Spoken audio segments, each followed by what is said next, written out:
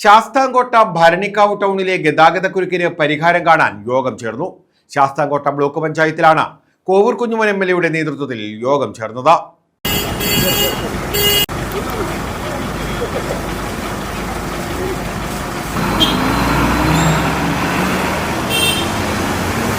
ശാസ്താംകോട്ട ഭരണിക്കാവിലെ ഗതാഗതക്കുരുക്ക് പരിഹരിക്കുന്നതിന്റെ ഭാഗമായാണ് MLA നേതൃത്വത്തിൽ യോഗം ചേർന്നത്. ടൗണിലെ ഇറക്കുകൾ നീക്കം ചെയ്യാനും ട്രാഫിക് ലൈറ്റിന്റെ സമയം ക്രമീകരിക്കാനും യോഗത്തിൽ തീരുമാനമായി. കടകൾക്ക് മുന്നിൽ വാഹനങ്ങൾ പാർക്ക് ചെയ്യുന്നത് ഒഴിവാക്കുക, ബസ്സുകൾ സമയക്രമം പാലിക്കുക, രാത്രികാലങ്ങളിൽ പരസ്യ ബോർഡുകളിലെ ലൈറ്റ് ഓഫ് ചെയ്യുക തുടങ്ങിയ ആവശ്യങ്ങളും യോഗത്തിൽ ഉയർന്നു വന്നു. ബ്ലോക്ക് പഞ്ചായത്ത് ഓഫീസിൽ നടത്തിയ യോഗത്തിൽ കോവൂർ കുഞ്ഞുമോൻ MLA അധ്യക്ഷത വഹിച്ചു.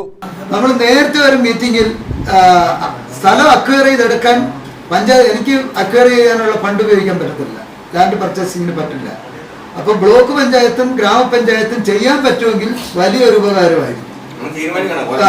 അതൊരു തീരുമാനമായിട്ട് പോകണമെന്ന് ഫസ്റ്റ് തീരുമാനം ലാൻഡ് അക്വയർ ചെയ്യുന്നതിന് ഈ യോഗം തീരുമാനമെടുത്തു. ബ്ലോക്ക് പഞ്ചായത്തിനെയും ശാസ്താംകോട്ട ഗ്രാമപഞ്ചായത്തിനും പർച്ചേസിംഗിന്റെ ചുമതല ഫണ്ട് വെക്കണമല്ലോ. പ്ലാൻ ഫണ്ടിന് വന്നാലല്ലേ ഇനി കിട്ടുമോ ഫണ്ട്? അല്ലാതെ പരിശോധിച്ചിട്ട് ചെയ്യാം. അത് പഞ്ചായത്തിനെടുക്കാം. അപ്പൊ ഫസ്റ്റ് തീരുമാനം. Block panchayat president R. Sundaresan, ഗ്രാമപഞ്ചായത്ത് പ്രസിഡന്റ് R. ഗീത, തഹസീൽദാർ സുനിൽ, വ്യാപാരി വ്യവസായികൾ, വിവിധ രാഷ്ട്രീയ പാർട്ടി പ്രതിനിധികൾ, RTO, പോലീസ് ഉദ്യോഗസ്ഥർ തുടങ്ങിയവർ പങ്കെടുത്തു.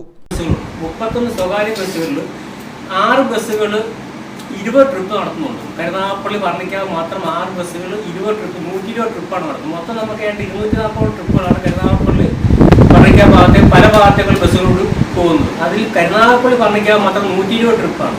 ആ 120 ട്രിപ്പ് നമ്മുടെ പറഞ്ഞിക്കാവ് ജംഗ്ഷൻ ഒഴിവാക്കി നേരെ ചക്കോളി ഭാഗത്തേക്ക് കയറി പോയിക്കഴിഞ്ഞാൽ തന്നെ പകുതി അവിടുത്തെ ബസ്സുകളുടെ ഒരു ബുദ്ധിമുട്ട് ഒഴിവാക്കും.